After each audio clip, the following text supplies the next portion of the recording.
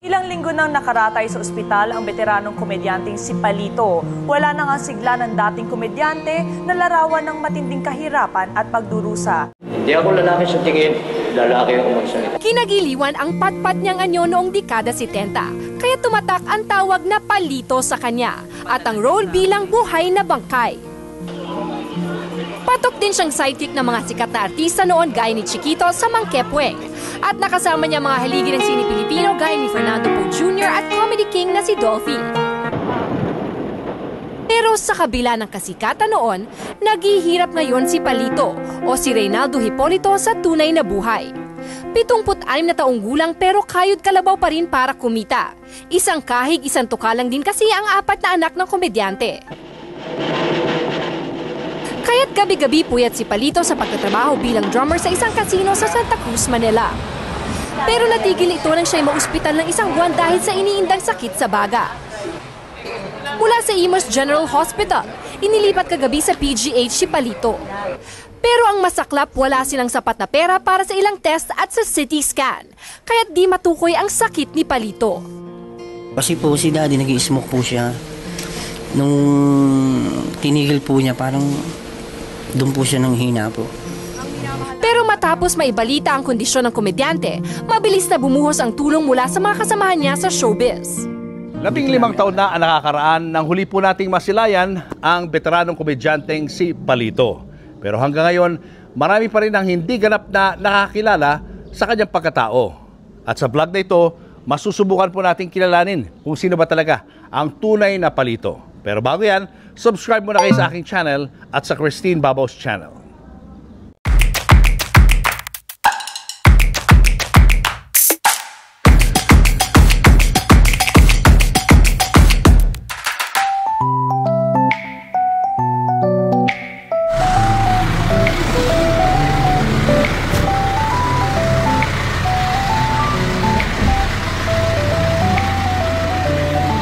Hi! Hi! Derek! Kumusta? Kumusta? Andiyan yung mga kapatid mo? Opo. May papunta pa po. Hi! Hello! Bunso po ako sa tunay po. Ikaw bunso sa tunay. Tapos kayo kapatid ko. Ako sa Ay, gano'n. ito po yung yung binigay ng wish ko lang sa kanya. Then nagamit po niyang pang trabaho, ginagamit po niya sa Pagcor. Pag nagsoshow sila doon. Oh. So hilig talaga niya mag-drums? Yes po, bali hindi pa po siya showbiz. Talagang musician na po siya, drummer at saka conga po.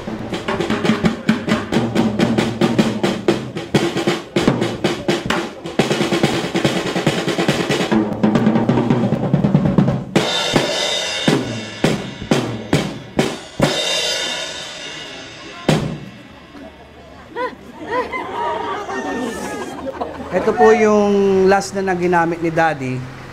Plus po yung meron pang isa na nagpalit sila ni Mark Escueta. Oh, yun ang last music video niya sa River Maya, yung Ambotsa. Hindi, hinahanap lang po namin may pirma yun ni Mark Escueta. Kasi nagpalitan sila, may pirma rin siya kay Mark Escueta. Nagpalitan po sila. Yung pinaka last music video niya kay Daddy ni Mark Escueta. Bago siya na hospital. Bago siya na hospital. May music video pa? Yes po, Ambotsa. Pinaka-last po na Ambotsa. First movie niya. First movie, No Blood, No Surrender. First movie? Yes po, yung No Blood, No solo. Surrender. As a solo. Solo po yan. As a solo comedian. So, yung nag-director po yung tatay nito ni Junior, Rudy Dominguez Sr. Yung nag-direct naman. Ito isa. Rambo. Ayan yung pinaka-box office hits na Rambo 1980s. Box office hit. Yan, opo, Rambo to. Box office yan. Talagang yan. Same director. Yes po, Rudy Don Dominguez. Guys, kasama na natin ang mga anak ni Palito. Unahin ko na natin doon sa gunong yun. Si Ray. Yes, sir. Hey, Ray. Yes, sir. Arvin. At si Direk Topalitz.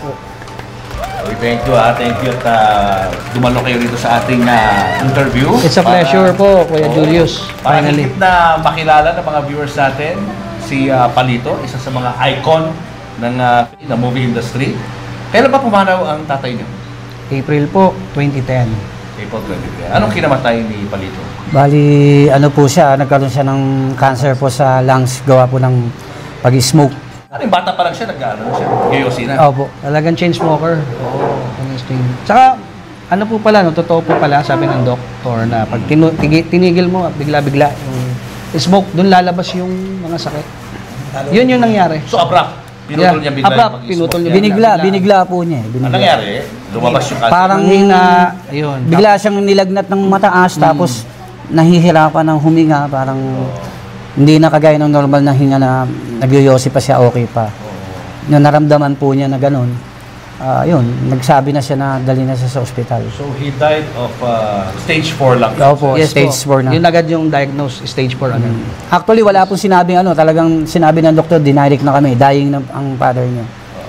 Pagkatapos ng test po lahat. Pero syempre, iniwan niya sa atin ang mga magagandang alaala at mga nakakatawang pelikula. Ano bang kwento ng tatay niyo? Balikan natin yung nakaraan. Paano ba siya nagsimula talaga sa showbiz? Actually, si Daddy, it's a drummer boy. Hindi siya talaga artista. O kaya may drums tayo sa Oo, likod, yun. no? Mahilig siya mag-drums. Musician talaga si Musician Daddy. si Daddy. Before he became an actor, musician mo Opo, opo. Anong klaseng banda yung kanyang tinutugtugan? Bali, ang natatandaan ko po, nagsimula po siya sa pagdadrums sa student canteen nung araw pa po yun. Isa po siya doon sa live band na nagdadrums. Bali, doon po, nagko-comedy po siya doon hanggang sa na-discover po siya ng mga ibang yung mga dating host po ng student canteen. Nakita po na meron siyang talent pagko-comedy hanggang sa nagko-comedy po siya sa stage tapos hanggang sa may na kumuha na po sa Ang kumuha sa kanya si June Aristorenas. Tito John Aristorenas po. Action star. Opo. Ang una nilang movie ay... Hindi ko po mananda pero Pero sa movie ni June Aristorenas. Opo, Yes po, doon po siya. extra ano po siya, guesting lang po siya doon. Teka muna, yung banda ba niya, anong klaseng tinutugtog niya ng music? Parang Jazz. Opo. Yes. Kahit anong siya. Ayan. Widow rin po bukod sa bumabasa ng nota widow, talagang magaling po, talagang gifted siya. Widow meaning lang, yung sound. Pag pinakinggan, pero pagdating sa nota pa rin, nababasa pa rin, lahat, as in, kaya niya. Si Daddy kasi, nasa Japan niya palagi. Meron siyang club sa Japan. Doon siya pumupunta, nagtumutugtog, every month umuwi sa bahay. Ngayon, naging best friend niya si Tito Charlie Davao. Kasi pag kumukuha sila sa Japan ng mga appliances, nadadala ni Daddy. Ang sumusundo sa amin, si Ricky Davao, Bing Davao. Yung mga appliances, for example, TV, Betamax. Kasi si Daddy kasi every month umuwi galing Japan. Kaya nagiging niya namin, ka-vibes nila. So OFW yung tatay mo noon? Yes po. Opo. Bago siya nag-artista? Hindi po, bali showbiz na rin po siya. Showbiz na rin? Oo. Tapos nag-OFW? Binigyan lang po niya ng time yung pagtutugtog niya kasi magandang opportunity po yung tinutugtugan niya noon. Just po siya, medyo maganda po siguro kaya gumaganon. Opo, nag-stay po siya doon ng mga kulang-kulang 10 taon po siguro. Tuloy-tuloy. Tapos actually meron mo dapat nga siyang pelikula dapat na action aksaya po yun eh. Kung kumontak sa amin noon, si Daddy nasa Japan. Hindi naman siya pwede umuwi para gawin yung pelikula na yon, kaya hindi niya na-grab yun. Pag ganon lang po siya. Tsaka pag wala siyang pelikula, tumutugtog siya sa Napagkor ba yun? Sa may... Napagkor. Oh, yun. Pagkor pala, Pagkor. Tumutugtog siya doon pag walang labas sa pelikula. Doon siya sumasideline. Ano yun, nagtapos din siya ng college? Sa pagkakaalam niyo? Ang alam ko po, tapos din si Daddy ng college po eh. Kaya lang, talaga mas priority niya pagtutugtog eh. Bali hindi na po siya doon na siya nag-focus eh. Sa Ang lolo at lola niyo na-meet niyo? Opo. Si Daddy, ang father po niya, US veterans po sa Bataan. Okay. Tapos ang lola ko, housewife lang po ito sa Bataan. Yun lang po natatandaan namin kasi So medyo maganda-ganda ang buhay niya? medyo maganda naman po ang okay level naman. ng buhay ng Daddy noon. Kasi military blood po sila eh. Ano yung masasabi niyo parang biggest break niya bago siya nag-solo movie? Yung talagang nakilala siya as Palito. Anong movie to? Siguro yung yung Barok. Ano yung Barok? Parang gusto kong... Natandaan mo ba yun? Barok. Sino bida Si na? Chiquito po. Chiquito, yun. Tapos naging Yoyo William eh. Oo. Yun po, parang doon ko po naabutan kasi namin yung blockbuster, yung Barok na yun eh. Doon po, si Daddy nandun eh. Parang doon po siya nagkaroon ng magandang break eh. Parang sa tingin ko lang po bago siya nagkaroon ng mga solo movies po. Tapos kay Tito Dolphy, yung Home Alone na release po na guesting din po siya doon ng matagal. Tapos nag-FBJ din siya. Mga guesting lang po. Nakukuha po, Guesting guesting. lang po. Special participation, mga ganun. Pero ang talagang biggest break niya talaga ay itong movie na to. Ayun. Ay, yan po. Anong kwento nitong movie na to, Direk? Si No Blood, No Surrender. Yun po yung unang-unang ginawa nila kasi nagkaroon ng film before na yung sa English film. First Blood. First Blood. Kaya Sylvester. Tapos ngayon sa atin, nung araw, yung tawag na parody ngayon, parang nung araw pa pala yun, yung parody. So ginawa nila ng parody, action comedy naman. Na si Daddy naman yung ano. Which is, nung sinubukan nila yung No Blood, No Surrender, tumabong rin ng takilya. Kaya yun yung sinimulan nun. At humugot naman kay Rambo 2. Kaya nagkaroon ng Rambo 2. Nung nagkaroon si Sylvester ng Rambo 2, ng Rambo, ito naman yung version niya. Rambo to. Yun naman. Buto. Asa Nauso yun sa kanila. Ba't hindi na nasundan ng Rambo 3 yan? O Rambo 4? Malamang po sa akin na, masusundan. Susundan mo pa. So after nitong movie na to, ano pa mga nagawa niya? Meron pa yung James Bond. James Opo, Bond. ano siya, agent siya, agent. Ahmed Kalansalay. Yeah. Ano ba yung... Natutuwa kay Daddy nung time na yun eh. Iba yung bawal ang mga baril sa pagboboto. Nauwi si Daddy, may dalang 50 caliber sa likod ng Gunban kasi yun eh, gunban. Nahon. Nakita si Daddy. Tuwang-tuwa. Ay po pala yun eh. May dala kayo sa sasakyan eh, inainuwi niya yun eh. Inuwi niya kasi 50 caliber. Rambo to. Naganban siya nun eh. Nahuli. Hindi naman, ano naman kasi alam naman ginamit sa Hindi na sa akin eh. Sabi ko, ano nangyari sa akin? Puta, nahold ako eh. Ano dala nyo? 50 caliber. Hindi biro-biro yun. Talaga hold siya. Walang gutom na buto sa aso. Sa asong ano siya doon, di ba? Pelikula din yun eh. Oo. Yun po yung huli. So laging gano'n, parang may kinalaman sa pagkapayat niya. Tsaka buto, parang gano'n. Related po, related talaga. No blood, no surrender. Bakit nga ba gano'n ang pangangatawan niya? Bakit hindi siya tumataba? Bakit payat talaga? Parang naikwento niya na sa interview dati na hindi siya pwedeng magpataba. Opo. Kasi mawawalan daw siya ng karir. Noong araw kasi ang pag-aartista, pag sinabing palito ka, Kailangan- dapat makikita sa Oo nga, figura. sa pangalan, Opo, palito. palito pa lang. Kailangan payat ka din po. Hindi mo pa makikita, alam mo na palito, hindi payat yun. So dapat ganun Pag ikaw siya. palito, hindi palito. Palitri na Kaya binaligtad to, palit sumabay. Palit sa lang. Kaya nga pag second, tinatanong, hindi sila maniwalang anak kasi ang taba eh. Hindi kagaya namin, medyo payat lang. Pakaya ng content. Tsaka maganda boses niya siya. Singer to eh, no? So, kaya pinangatawanan niya yung palito. Dapat, Dahil opo, yun po talaga. yung name niya, kailangan kumita siya doon sa name na Opo, yun. hindi siya pwedeng magpataba talaga. Kung kumain po yon 2 kutsara, okay na. Tapos kape na lang, tapos yosi na. Ayun lang. Ganun lang. So, mas malakas siya mag-yosi kasi sa kumain. Ang stick po malakas. niya, Sir Julius, pagkatapos po ng konting baga pa lang, pagtapon niya, magsisindi po ulit ng pangalawa yon. Ano pa yan, ang Marlboro pa po yun. Kaya ano siya, malakas siya sa sigarilyo. Mga nakakailang gano'n sa isang araw. Kaya po siguro ng isang kaha yun, lampas pa. Pas po. Autistic, huwag ko magsabi. Ko ka na, konsentidor pa nga ano eh. Bakit? Inaano siya. Minsan pag ay pinagbabawalan namin, siyempre, tatay, maaawa naman to, ibibili din naman niya kahit ilang stick, di ba? Kasi pag gumanon, No choice. Yun, no? Ako, taga-tipla ng kape niya. Pag nagtitipla ako ng kape niya, nak, asan ang gulaman tsaka sago? Bakit? Sobrang tamis ito, para unable na itong noso. Mahilig sa kape. Sa bahay naman, seryoso naman po yun, pero pag inumpisa namin ng joke, lalaban sa ng joke talaga. Saka Metro 8 yun. Metro 8?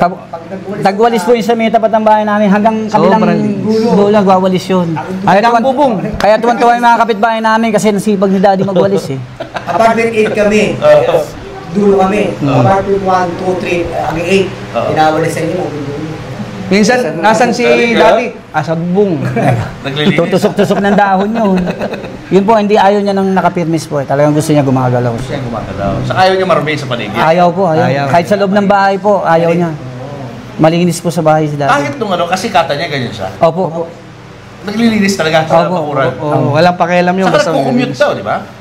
Kukumute siya. Sumasabit po, pag puno, sabit. Magugulat yung mga tao. Uy, artista ka si Palito yun ah.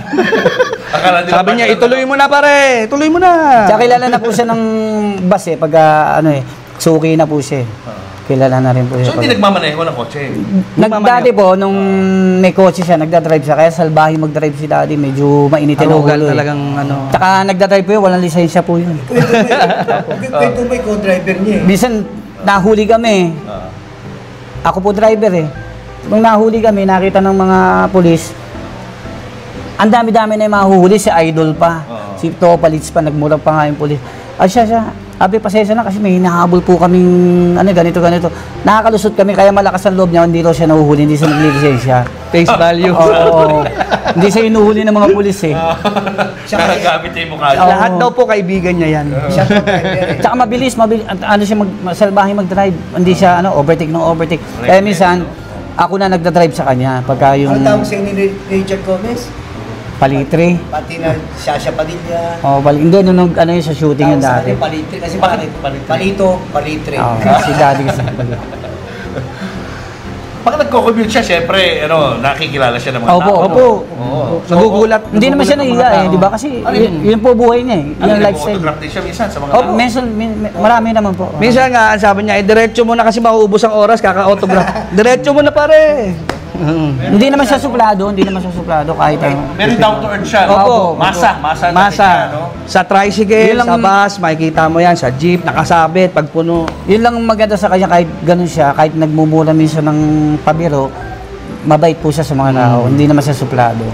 Kahit nga sinasabihan siya ng, ba't buhay ka pa? Di ba patay ka na? Yung mga ganon. Minsan ang kuya ko magagalit sa kotse. Ang kuya ko nagagalit. Minsan na-experience namin yung salitang ganon, pag namin, nakabulagta na yung vendor, sinuntok na pala ng kuya ko. Kaya kami, nauunawaan namin, sabi ng daddy ko, huwag kayong magagalit kasi artista ako. Ayun, lang yun. Karakter ko. Oo, karakter ko yun. Ako yan eh. Huwag kayong magagalit kasi... Kasi bilang anak, masakit din eh. Kaya kami, nasanay na kami. Kasi yun ang pinapaalala niya lagi sa Opo. Huwag kayong yun ng kanyang karakter. Opo, huwag kayong magagalit kasi yun ang pagkatao ko, yun ang karakter ko. Pinabubuhay natin Doon ako yan. nakilala, doon ko kayo binubuhay. Huwag kayong magagalit. Yun ang Siyempre sabi sa aming mga anak, hindi namin maiiwasan yun. Gumanda ba ang buhay ni daddy niyo? Opo. Dahil doon sa mga solo movies niya. Ay, okay naman po. Medyo naging maganda naman Gumaan. gumaan naman Gumanda. yung namin. Nakuha Kaya lang- naman niya yung gusto niyang makuha. Kaya lang siyempre sa dami rin po ng mga inaasikaso niya, hindi namin nakukuha ng buo yung niya. Siyempre, meron din po siyang mga ibang sideline. Kahit po paano, nahahati-hati naman po niya.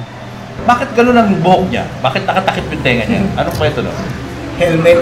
Yung ano Hindi, may nagtanong na po sa kanya noon eh. Bakit Sir Palito, ba't hindi nyo kayang paano? Ay, hindi pwede. Kasi pag inanong ko to, nakakita ka na ba ng kotseng bukas ng pintuan? Ganun ang tenga ko. Which is totoo po talaga. Oo, nakaganon. Opo. Nakaganon. Nakaganon po talaga. Tenga niya. Kaya meron ako isang kapatid na kamukha pag gano'n, nakaganon talaga tenga niya. Kaya si Daddy nagpa-long hair po talaga. para matakpan yung Tinatakpan tenga. po niya. Opo. Pero noon po, dati talaga clean cut yan, clean cut. Parang sundalo po ang buhok Parang niyan. sundalo. Wala naman namana sa inyo na ganun. Parang normal naman ang mga Wala, tenga niya. yung isang kapatid lang natin na sa Yung Lena. ganun, oo, si Hindi Lena. nga lang namin nakasama po eh. Sana nga nakakasama namin sa Anong love story ng magulang niyo? Kayo muna kasi iba ang mother niya, iba ang mother niyong dalawa. So para sila nagkakilala. Hindi talaga maiiwasan ng walang away eh. Talaga. Hindi, yung love story yung tinatanong. Eh, sweet naman si- Nagsimula sila. Para saan sila nagkakilala? Yung parents Ang niyo? pagkakaintindi ko po sa istorya nila, si Daddy habang tumutugtog sa student canteen, ang mami ko naman po, dancer po sa TV. Yung parang mga, sa Clover ba yun? Parang ganun po. Doon sila nagkamit ng Daddy. Parang may sumasayaw, tapos si Daddy nagda-drums. Nagko-comic-comic, doon sila nagkamit po. Tapos Hanggang nagkapakasal. sa nagpakasal sila, eto, kami po yung mga lumabas, yung apat namin. Ilan kayong apat? Apat po kami, kayong apat anak po niya kami. sa mula. Opo. At syempre nagkaroon ng mga chicks si Daddy, no? Opo. Hey, huli na. I'm proud to my brother. Ito talaga, proud kami dyan. Si Direk. Tama eh, love you naman Kasi, to eh. nagbabante sa hospital, hindi namin alam na kapatid namin siya eh. Nalaman lang namin. Bigla may bata nagbabantay. oh. Nalaman lang namin kay Daddy. Pero trivia po talaga kasi hindi namin akalain na nakakaharap kami, hindi nahihiyang magpakilala kasi akala niya hindi kami ganun ka ano sa kanya na. Sungit kayo. Pero winelcome namin siya na as a true brother. Kasi totoo naman, kapatid naman namin sa dugo ng daddy eh, di ba? Sabi ni Daddy, ako bahala. Huwag mo ako papangunahan, ha? Hinintay ko si Kaya Daddy. gumadoob namin, tagal-tagal na kayo mo na sinabi. Para lang ako multo sa kanila dati. Minsan nagpupunta kami sa... Nakaganon doon. Minsan nasa bar kami ni daddy, tumutugtog si daddy. Siya pala, nandoon lang pala ako, nandito, hindi man ako nilalapitan. Nagkakahiyaan pa po, kaya... Yun, nagkaroon yung time na pagkakataon na, yun nga lang, malungkot kasi si daddy nasa ospital na. Doon lang kami naging close. Hindi niya nakita na yung talagang lahat ng kanyang mga anak ay nagsama-sama. Oo nga, hindi po niya nakita. Mas maganda nga sana kung buhay si daddy, nakita niya ganito kami ka-close. Siguro, mas masaya sa kanya para... Ano naging epekto nung pag-chicks ng daddy niyo sa mami niyo? Malaki kasi... Kasi Actually, si mami ko, Martin ba tawag doon? Martir? Yung nagtagal siya sa kay daddy na, Martin po ba tawag doon? Yung na lumaki po kami ng si mami at daddy, hindi na sila close talaga. Pinagbibiruan, pero hindi na sila nagtatabi sa kami. Pero hindi nyo alam yun, bata kayo? Hindi pa po. Nung medyo nagkakaisip-isip na kami, doon ko lang nalaman na kaya pala gano'n ng mami. Kasi nga, hindi lang nalalaman talaga. Alam naman ng mami na si daddy ay merong mga other wife na ibang pamilya. Kaya siguro naging gano'n naman. Pero ang kagandahan lang po doon, hindi niya iniwanan ng daddy. Saka hindi nila pinaramdam sa inyo? Hindi po. Na may problema sa bahay? Wala? Sabay-sabay kami kumakain, pinagluluto ng mami. Wala kaming alam. Nung nagka-ano na lang kami, doon ko na lang na-realize na kaya pala gano'n si mami. Kasi kataka kami, bakit hindi man lang sila. Pag kumakain kami sa labas, kami lang. Iwan ng mami. pag Pasko, wala sa atin. Pag Pasko, wala si daddy. Pag New Year, wala din si daddy. Pero kinabukasan, nandun siya. Oo. Sa amin pa rin umuwi. Pero alam na namin yun. Alam nyo na. Kinonfront nyo ba yung tatay nyo tungkol doon? Tinanong nyo siya? Ewan ko lang siya sa Ako, kinumprat ko pero hindi ko na dininin sa kanya, hindi ko na siya sinisisi. Kasi ano dun na eh. Alam mo, sisihin pa kita. Amin mo na lang, huwag nang kalimutan si mami. Ako po, nung na-confront ko si daddy, nung nagdadrive na ako sa kanya, kasi parang may pinupuntahan kami na hindi niya ako pinapababa, may aabot lang siya doon, di ko alam kung ano. Tapos tinanong ko siya, ano bang ano doon? Sabi niya, balang araw maintindihan mo rin ako, anak, kasi hindi pa sa ngayon. Hindi ko pa, binaliwala ko lang. Nung tumagal-tagal, naalalaman ko na gano'n, sinakyan ko na lang daddy, kasi sa amin pa rin naman siya nauwi. Kumbaga sa tama lang naman yung ginagawa niya, na pumupunta siya rin sa mga ibang anak niya, tapos sa amin din siya nauwi. Basta importante, buo kami sa bahay. Kahit wala nga lang kaming, parang walang love sa mami at daddy, walang love. Pero buo kami. Ang nanay nyo, nakausap nyo rin tungkol doon? Mami, nakausap ko na rin tungkol doon. Sinabi naman niya na ang daddy mo, ganito. Wala. Tinanggap na rin niya kasi ang daddy showbiz eh. Hindi po talaga ako lumaki sa kanya. Opo. 15 years old. Saka ako binigyan ng pagkakataon makilala. So sa tagal, kaya yung pagkabata talagang wala akong ano. Pero nung simula kami nagsama, unti-unti parang bumabawi siya, nakikita ko. Tapos inaano niya skill ko. Parang inaalam niya kung ano yung nakuha ko sa kanya. Parang gusto niya malaman, kinikilala niya ako. Hanggang sa unti-unti tumutugtog siya, sinama niya ako, pinanood niya ako, sabi ko kumakanta din ako. Manang-mana ka sa nanay. Kasi yung mother ko, singer din ng banda nila noon time na yon. Yung sinasabi nilang 10 years sa Japan, may nakaligtas doon. What do you mean? May nakapunta doon? Ano? Bukod sa Haponesa, meron. Actually, hindi namin alam kung sure pero best friend na nagsabi baka matibay yung tinanggap na rin namin baka maaring totoo kasi dito nga nagawa niya mas paano pa sa ibang bansa po. At saka yung sa 10 years na yun sa Japan imposibleng yung mami ko nga nakasama rin nila. Oo, di ba? Kaya nga sa ibang hindi naman sa Japan, pero somewhere out there. Wala kang kapatid sa kanya? Wala ko lang. Okay lang. So meron kayong brother o sister na half? Pero hindi namin siya na-meet. Never. Paano nyo nalaman na meron talaga? Nung wake ni daddy, parang kasi may best friend siya doon. Nabanggit siguro alam niyo ba, ang daddy niyo, hindi niyo alam may anak din sa Japan niya, may Haponesang ganun po ba? parang baliwala na sa amin kasi dito sa Pilipinas normal na eh. Mas, di ba, mas ano pa sa ibang bansa pa po yun. Ganun po ba? Eh di at least meron kaming Haponesa na kapatid, di ba? Oh, at yung time na ano nga after sabihin ni Ninong Andy yun, may dumating, di ba? Yung magandang babae. Yung magandang babae, mistisa, Oo. 17 years old. Nagulat Tapos nagulat kami, hindi namin alam. Pati Hindi talaga, hindi ko rin, na-shock din ako eh. Bigla lang siya pumunta sa harap ng coffee ni Daddy, then umiyak. 17 years old. 17 years old na mistisang babae. So, umiyak na siya doon. Umiyak, okay. O, tapos? Akala namin, kapatid namin. Kasi 17 years old eh. Actually, Pero ang ganda, ang ganda po niya. Ang puti, ang mistisa. Ang ganda po niya. Tapos may kasunod. Yung kasunod, yung kapatid pala namin. Ibig sabihin, siya yung nabuntisan ng daddy Ilang ko. taon yung kapatid niya? 1 year and 2 months po at saka 8 months. Dalawa Old. na po. 8 months old. In 17 years old. So 16 pa lang daw, nagsama na raw sila. Hindi, kwento mo yung buntis pa. Yung ano doon sa patay ng daddy. Hindi, may tagalista. Sino ba naglilista? May tagalista eh. Di ba ate? Iba talaga pag marami kang pamilya eh. Hindi ko alam, sir. Yung buntis na pupunta pa kami sabi. Parang, kasi last time, ang gano'n si daddy, parang may parang ano mo na, malang, something like that. Umaasa sila. Pero hindi naman namin wala namin ng gano'n, no. Pag binigay si daddy ng gano'n, Wala naman silang... on the way pa, sa kanya doon. Iba pa yung sinasabi niya na 17 years Iba pa yun, iba pa po. Meron pang lumutang na buntis. Apo. Doon sa ano. Malaki na yung tiyan niya eh. Malaki na yung Bukod tiyan. pa yung hawak niya at saka yung tumatakbo na medyo maliit. Bata rin to? Opo. Parang tutubig karayan si daddy. Ibang klase yung tatay nyo, ha? So, all in all, sa accounting ninyo, gaano karami kayong magkakapatid? Ikaw. Sabi 14. Ang alam ko, 14. Hindi. Ikaw Hindi, sabi 14 eh. Hindi ko malaman. Basta parang 29 yata yun. 29? Sa akin lang po yan. Pero ang naman, baba lang natin. Ang estimate mo, 29? Hindi, mga 11 na lang. 11? Hindi.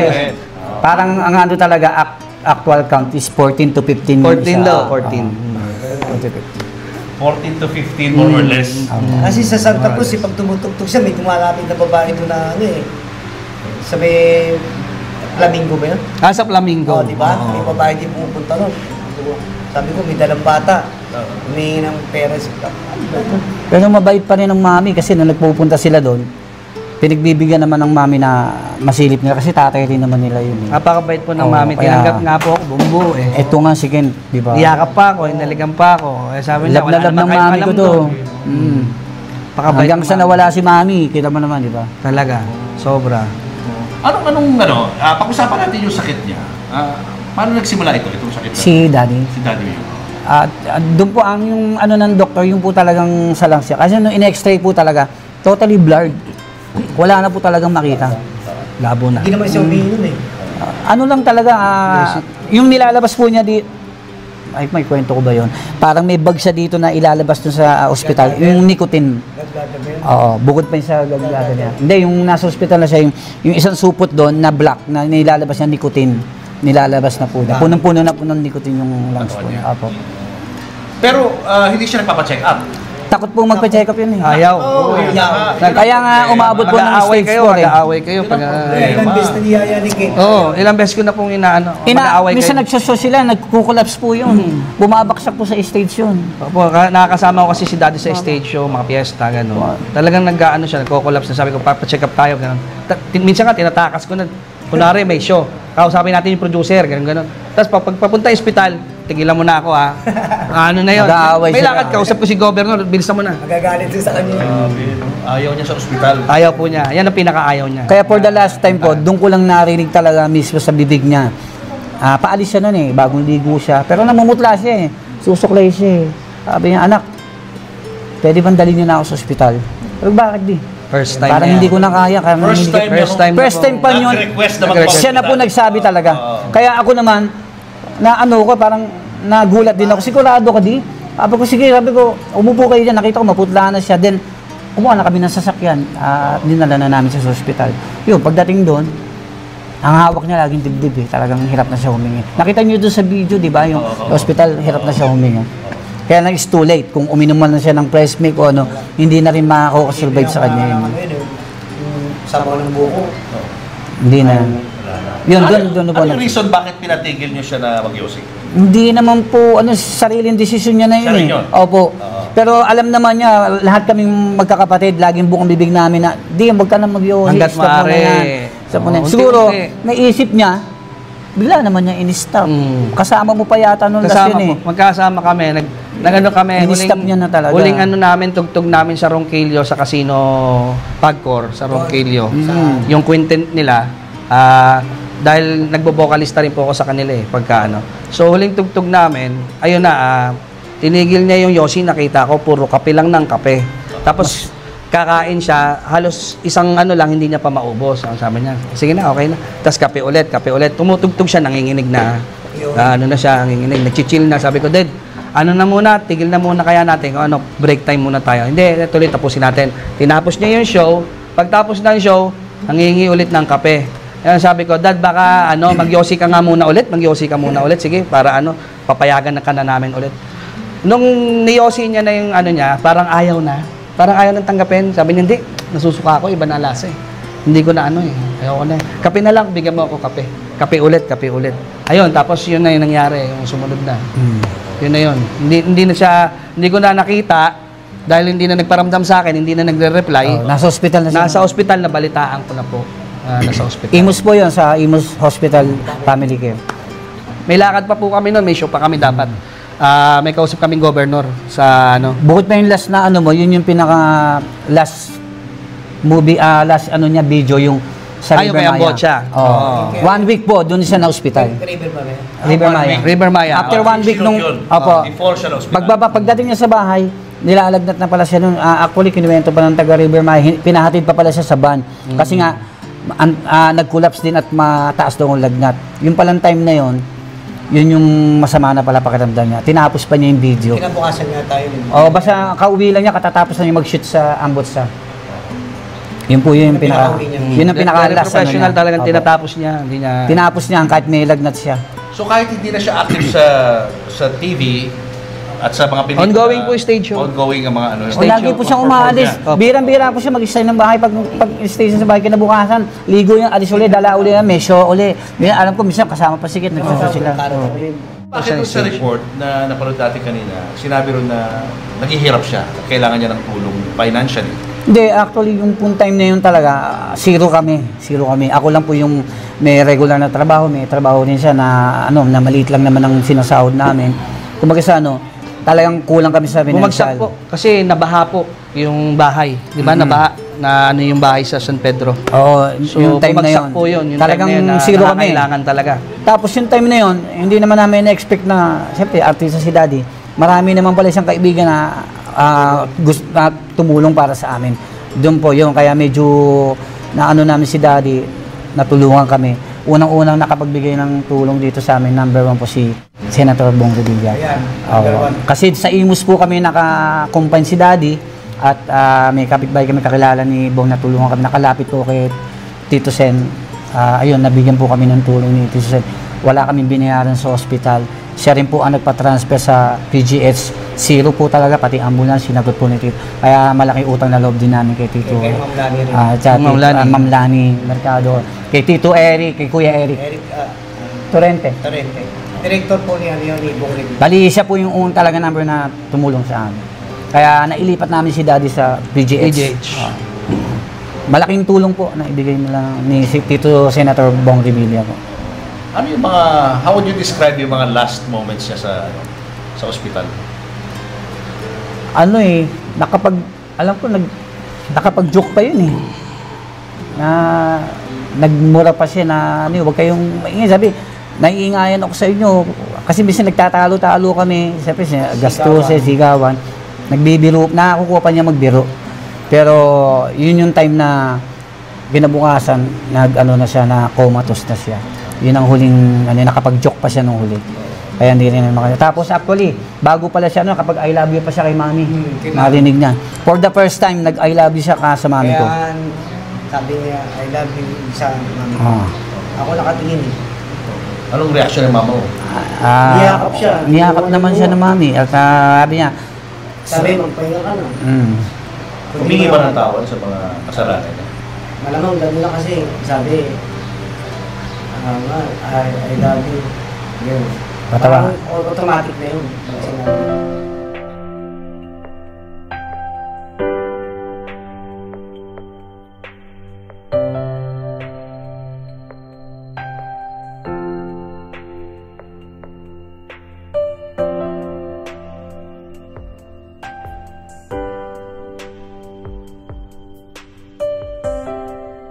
Nandito po tayo ngayon sa Pila, Laguna. Ayun, para bisitahin at kapanayamin po ang second child ni Palito. Ayun, ni Daddy Palito. Si Ate Arlene. Ate Arlene Menggito. Daddy. Dito sa Pila, Laguna, Columbarium. Dito na ilipat yung ash ni Daddy at Mami. Kasi si Daddy, simpleng tao lang yan. Pag sa bahay, tahimik. Seryoso talaga. Hindi siya nagpapatawa o ano. Seryoso, nagkukwento minsan. Malinis sa bahay. Napakalinis sa bahay. Ayaw niya ng magulo, ayaw niya ng ano. Tahimik lang yan. Kung ano lang yung nakikita niya sa... Hindi ganun siya, iba. So, iba pala ang Palito pagdating sa bahay. Oo, iba pala ang Palito pagdating sa trabaho, sa industriya, sa pag-aartista. Minsan lang yun. Pag kami time, nagjo-joke yun sa amin. Kinukwentuhan niya kami.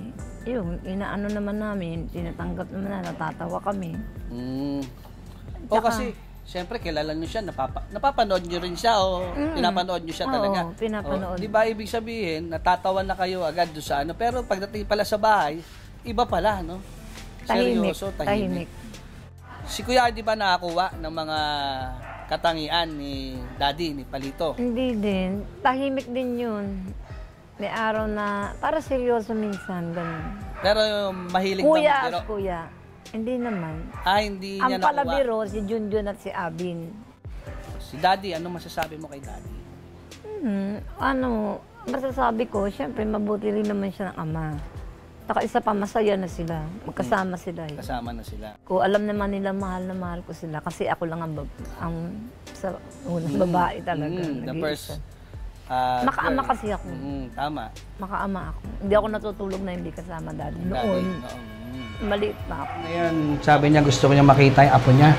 Meron akong anak na isa po nun sa pagkabat. Yung ako, teenager ako, batang ama kasi ako. So, pinapakuha niya yung bata, yung panganay ko. After nun, hindi ko na siya Hindi mo na siya inaabot, di ba? Hindi ko na siya inaabot.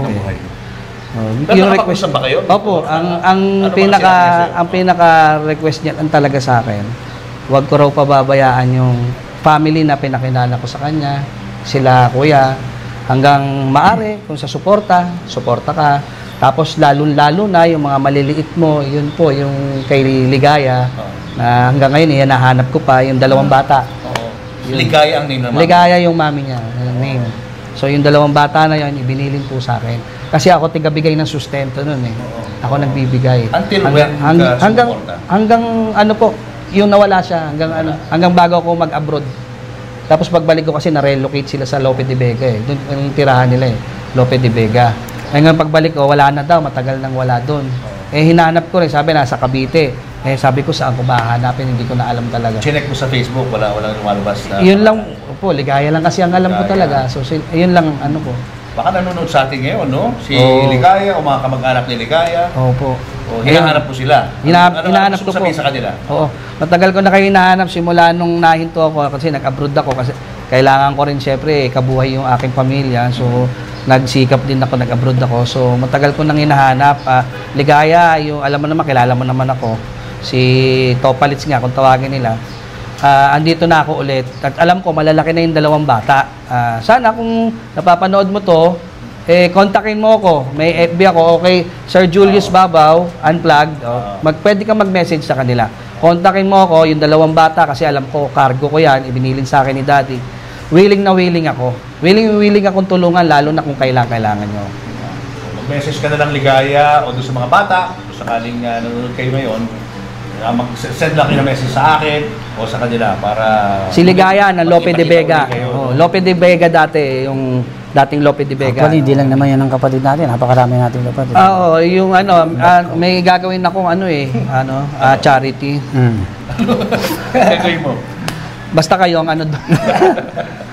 Hindi, lahat po ng kapatid Lahat namin, ng andito kapatid po si namin. Kuya Arvin. Apo. Kuya Arvin, Para mga reunion ba? reunion.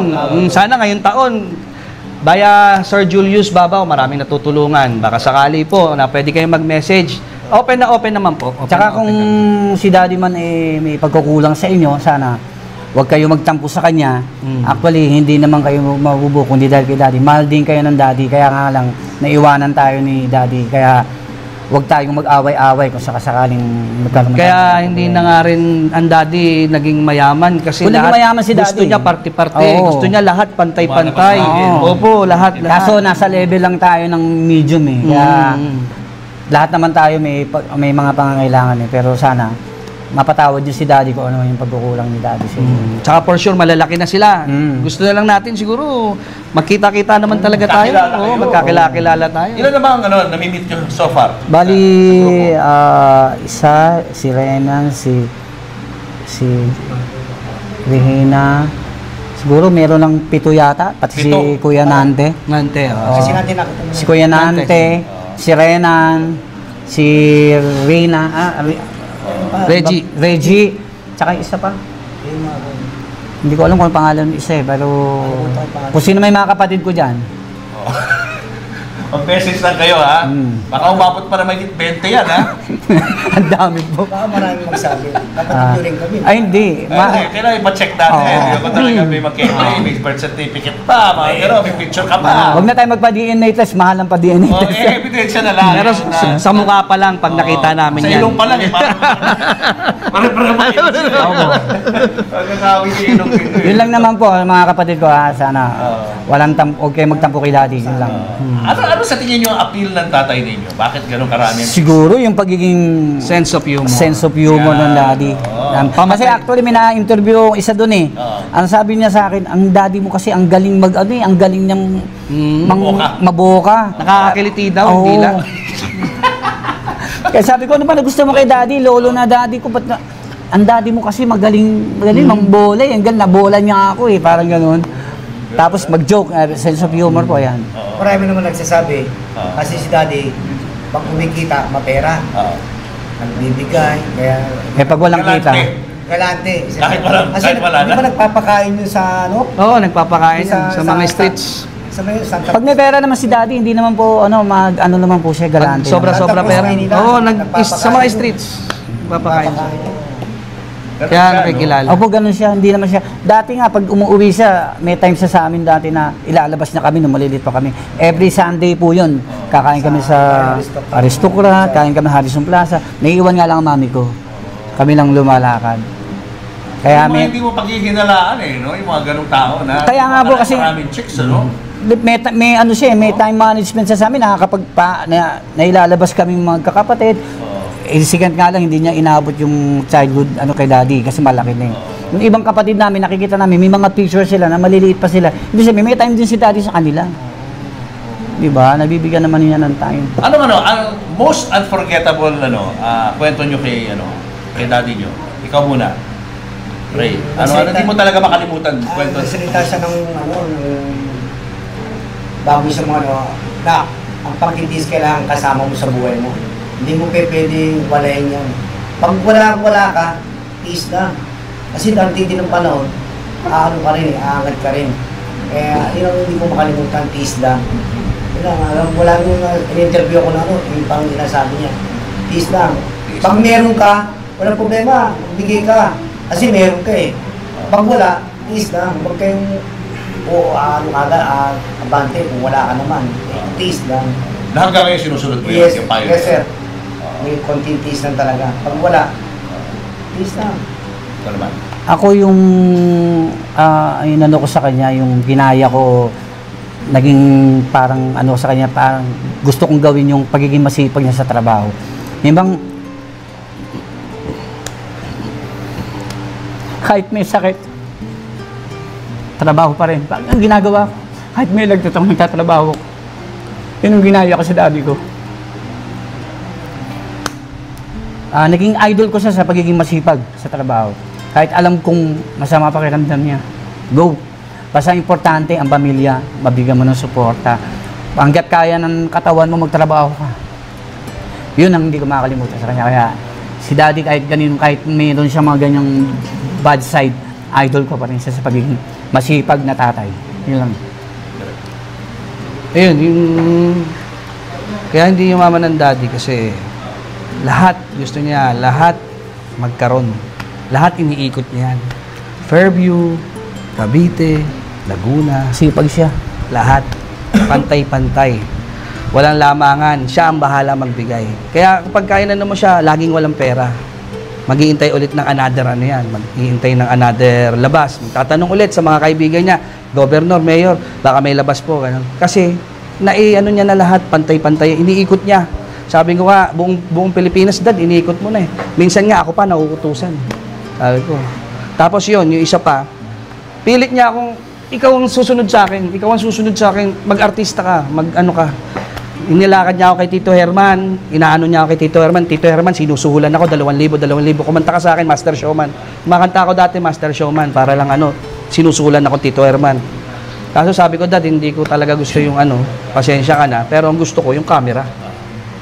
So sabi niya, sige anak, kung ano yung talagang gusto mo, baka sakaling maabutan ko pa o hindi ko maabutan, ituloy mo para sa akin. Ano yun? Yun po, yung pagdating dito. Kaya sabi nila, direct Topalits. So nagkano ka direct ka ngayon opo, ng mga shows? Opo, movies? film po. Films. Bali, mostly international. Foreign yung kasama ko po na mga production. So sana dito in the future na magkaroon din, may kumuha sa akin dito kung sakaling kailangan nilang tulong ko. Makuha din ako dito sa local. Mas gugustuhin ko kasi sariling atin. At least dito na mismo. Kayo naman, anong pinagkakaabala nyo? Anong trabaho nyo? Bali, ako po nasa garments factory po ako, export. Cutting manager po ako doon. Sayang nga lang, hindi lang naabutan ng Daddy yung nagiging posisyon ko sa trabaho. Inaabot ako ng Daddy sa maliit na posisyon lang po kasi. Hindi niya nakita yung pagpupursige ko para gumanda ang buhay namin eh. Kaya, yun lang po. Kaya sana, naabutan niya, pati si Kent. Kung naabutan din niya yung pagiging pagdedirect niya, mas for masaya sure, si Daddy. sabi ko nga, baka may mga film kaming ginawa, may mga vlog kami. Kung buhay nga si Daddy, siguro vlogger din po nagbablogger kami. tayo. Opo eh. Active eh. Ayaw mapirme. Opo eh. May ginagawa. Kaya ito, kapatid ko, meron din naman siyang trabaho, hindi na rin naabutan ng Daddy yung pagiging niya sa trabaho. Kasi nakita niya noon na wala lang kami, parang simpleng mga trabaho lang na namin. Sa pagsisikap namin, ginaya rin namin yung pasikap niya sa trabaho. Ginaya rin namin yung pagiging motivate niya sa trabaho eh. Kahit may sakit, trabaho, kahit umuulan, may bagyo, trabaho pa rin. Kasi ako may pamilya na rin po, kaya yun ang ko sa kanya eh. Gagayahin ko si Daddy, kung gano'n kasipag si Daddy, gano'n din sisipagan ko rin magtrabaho para sa pamilya. Kahit wala na siya, at least yung mga iniwan niya sa inyong mga aral, sinusunod nyo. Yes. At nakakatulong talaga sa inyo. Opo, totoo. Di ba? Ano gusto niyo sabihin sa mga tagahanga ng tatay nyo na napaligaya niya ng mga panahong malakas pa siya? Ikaw, Kent, direct, ikaw muna. Ikaw ang, na malapit sa showbiz eh. Sige, direct. Ayun. Maraming salamat po sa patuloy pa rin tumatawa dun sa mga old movies pag napapanood niyo po ang Daddy yan sa YouTube channel, sa mga ibang anong tawag doon, yung mga cable platforms yan. Maraming salamat po at patuloy niyo pa rin pong tinatawanan, pinapahalagaan at tinatangkilik yung Daddy po namin. Ayan, sana po yung sa mga bagong generation ngayon, meron pa rin may umusbong na katulad ng Daddy ko. Abangan nyo. Character. Soon. Sana po. Yun din po, isa rin, actually ako nasa garments factory ako, marami nakakilala po sa akin. Nakakatuwa po, minsan may magsasabi sa akin, uy, napanood ko ang Daddy mo, natutuwa sila, kaya maraming salamat po, kahit po wala na ang Daddy, andun pa rin po yung pagmamahal nyo sa kanya. Kasi si Daddy hindi naman po simpleng tao lang. Naging rin po siya, naging bahagi rin po siya ng industriya ng Pilipino. Kaya maraming salamat po sa pagtangkilik kay Daddy. Kahit po mga old movie na pinapanood nyo. Thank you very much po talaga. Great. Maraming salamat sa mga taong sumusuporta sa Daddy ko noong araw. Hanggang sa ngayon. Hanggang sa ngayon. Hindi naman kayo makakalimutan nun. Tsaka meron naman susunod yata, sabi ng Derek. Abangan nyo si Derek. Abangan nyo si Derek. Magpapatuloy ng henerasyon ng Daddy. sana magkaroon. Sa tulong nyo po. Uy, paano ka nga pala kukontakin? Email mo, bigay mo yung email mo para pwede sila magpadala ng message sa'yo. Opo, meron po ako yung kahit yung FB ko na lang po na gamit. Actually, kay Daddy po yung gamit ko na FB. Yung namatay siya ako na po gumagamit. Mga talents niya nandun, kahit mga veterano nandun. Yung Reynaldo Rodriguez Hipolito po na FB. Yung profile ko po doon, may green screen, long hair. Ayun, malalaman niyo po ako agad yun. Yeah, pakita natin sa screen para kung may gusto kayong mensahe parating sa kanya o sa kanila. Opo. Paki-message na lang po dyan sa Facebook account na yan. Uy, maraming salamat sa inyo ha. Maraming salamat po. Natutuwa ang mga umabot sa generation ni Palito at marami silang nalaman ng mga bagong information tungkol sa kanya. Binanggit nga ni Direk na kay interview nyo kami, talagang na-excite po kami. Wow, Julius Babaw yun. Sabi ko, for the first time, mamimit din namin si Sir Julius Babaw. Siyempre, idol natin ang tatay nyo eh. Isa kayo sa gusto rin ng daddy noon eh, nung nasa news pa kayo eh. Sayang hindi na kami nag-meet, no? But anyway, I'm sure he's watching right now, smiling at us dahil pinag-usapan natin ang buhay niya. Lalo yung mga magagandang aspeto ng kanyang buhay sa kanyang pachichiks. Maraming salamat po, Sir Julius. Maraming salamat po. Salamat sa oportunidad po. Salamat po, Sir Julius. Babaunin namin to sa aming pagtakbo ng buhay namin kasama kayo sa pag-interview. Salamat.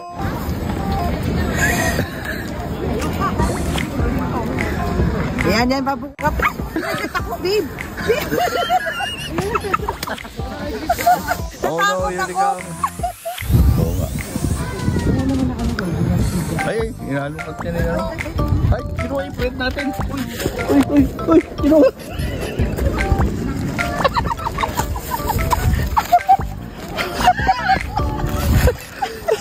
Kaloko ka. Pakita mo. Ito yung naamoy niya sa bag. Ayan o, yung tira ko kaninang lunch na may swan tsaka egg. Pwede sa kanila. Hey guys! Alam niyo ilang beses na kami nakabalik dito, balik-balik at nakapasyal sa Japan. Pero first time namin pumunta dito sa Nara Park. Papo! Yes, para sa ating segment na pinamagatang Dear Mamu and Papu. Dear Mamu and Papu. Dear. Dear Mamu and Papu. Kasi maraming dear dito. Dude, bawal. Julius and Tintin would like to thank the following. Pure Gold, always panalo. David Salon, wherever you are, whatever you do, David Salon brings out the best in you. Raja Travel Corporation, with you on your journey. David's Cologne Love Mist. To order, message tonybbabaw@gmail.com. Enagic from Japan, Kangen Water Machine.